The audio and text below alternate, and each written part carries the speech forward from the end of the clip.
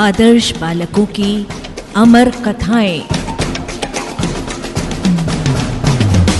भारत में केवल महापुरुष और महान नारियां ही नहीं हुई, बल्कि ऐसे बालक भी हुए हैं जिन्होंने अपने जीवन में कई सद्गुणों और आदर्शों को उतारा और उस पर अटल रहकर महान और पूज्य पद को प्राप्त किया है, अमरता भी प्राप्त की है। उन आदर्श बालकों की प्रेरणास्पद अमर कथाएं प्रस्तुत हैं। आदर्श बालकों की अमर कथाएं क्रम में आज हम आपको सुनवा रहे हैं दुर्गादास की कथा।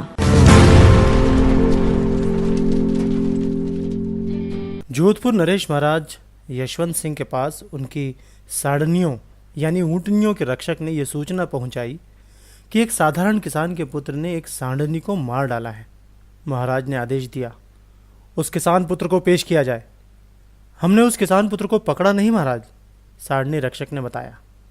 उसने राज सेना की एक साड़नी को मार डाला और तुम लोगों ने उसे पकड़ा नहीं? महाराज यशवंत सिंह ने आश्चर्य व्यक्त किया। हमने उसे पकड़ लिया था महाराज, पर उसने कुछ ऐसी जानकारी दी कि हमने उसे छोड़ दिया और आपसे इस संबंध में उचित कार्यवाही करने का आदेश लेने चले आए। महाराज, उस बालक ने कहा कि हम खेती जरूर करते हैं, पर हैं राठौर क्षत्रिय और हमारे पिता राज सेना में सैनिक हैं।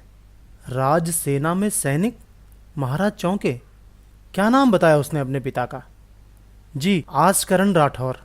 तुम पहले तो आसकरण को बुला लाओ, महाराज ने आदेश दिया। फिर उस बालक को पकड़कर यहाँ ले आओ। जो आज्ञा, ये कहकर सारणी रक्षक चला गया। कुछ ही देर में आसकरण नामक एक अधेड़ सैनिक महाराज के सामने आया और उसने झुककर महाराज का अभिवादन किया। आसकरण, हमें पता नहीं था कि तुम खेती भी करते हो। आपसे किसने कहा महाराज? मैं खेती नहीं करता। महाराज यशवंत सिंह ने तब सारणी रक्षक द्वारा बताई घटना आसकरण पर प्रकट की और पूछा, तो क्या वो बालक झूठ बोल रहा है? बात यह है महाराज कि वो बालक दुर्गादास मेरी पहली पत्नी से है, जिसे मैंने बरसों पहले छोड़ दिया था, आसकरण ने स्पष्ट किया। इसलिए वे जो कुछ भी करते हैं उससे मेरा कोई संबंध नहीं। तभी सारणी रक्षक 12 वर्षीय बालक दुर्गादास को पकड़ लाया। महाराज ने उसे डांट कर पूछा, तुमने सारणी मारी? निर्भयतापूर्वक दुर्गादास ने कहा, हाँ महाराज। क्या तुम्हें मालूम था कि वो सारणी राज सेना की थी?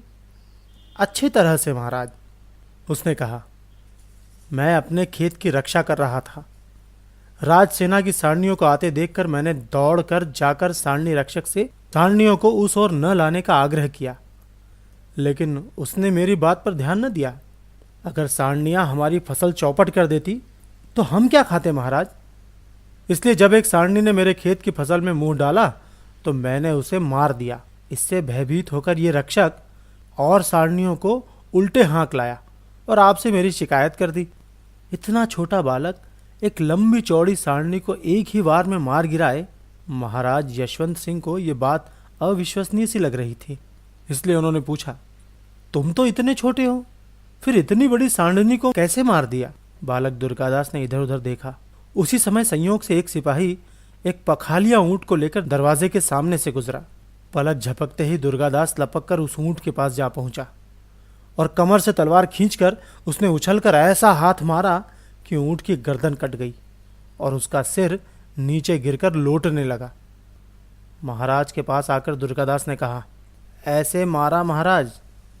महाराज यशवंत सिंह उस बालक की वीरता पर बहुत प्रसन्न हुए। उसे उन्होंने अपने पास रख लिया। यही बालक आगे चलकर इतिहास प्रसिद्ध वीर दुर्गादास राठौर हुए। औरंगजेब जैसे क्रूर बादशाह से इन्होंने यशवंत सिंह की रानी तथा राजकुमार अजीत सिंह की रक्षा की। यवनों के पंजे से मारवाड़ के राज्य का उद्धार इन्होंने ही किया। आदर्श बालकों की अमर कथाएं। प्रस्तुति लिब्रा वेलफेयर सोसाइटी।